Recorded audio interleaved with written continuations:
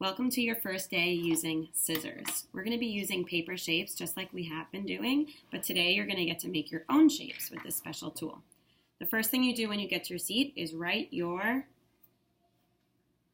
then put my pencil away, turn my paper over so I don't see my name anymore, and I can set up my workspace.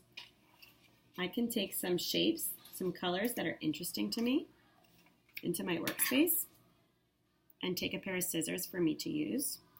The scissor handle has a small shape, small round shape, say circle, and a long round shape. That's called an oval. Say oval. When you're holding your scissors, the circle's on top, and that's where your thumb is going to go. Then the oval's on the bottom, and that's where your fingers are going to go. Say thumb in circle, fingers in oval.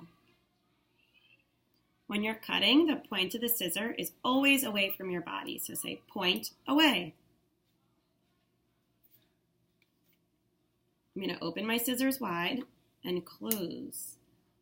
If I want to cut a longer line, I close, open, move forward, close, open, move forward, until I have smaller shapes.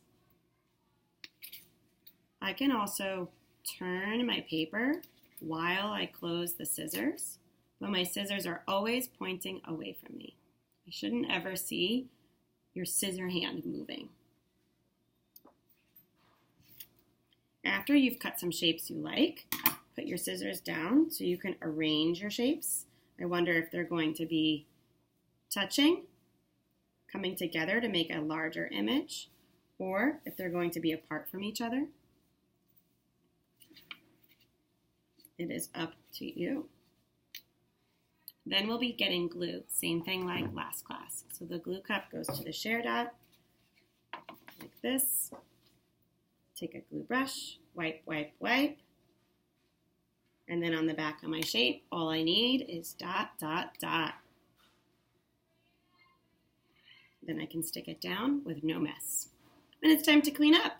Scissors go back in the scissor cup, point facing down. Glue cup goes back in the basket, and then I can get a wipe for my hands and for the table.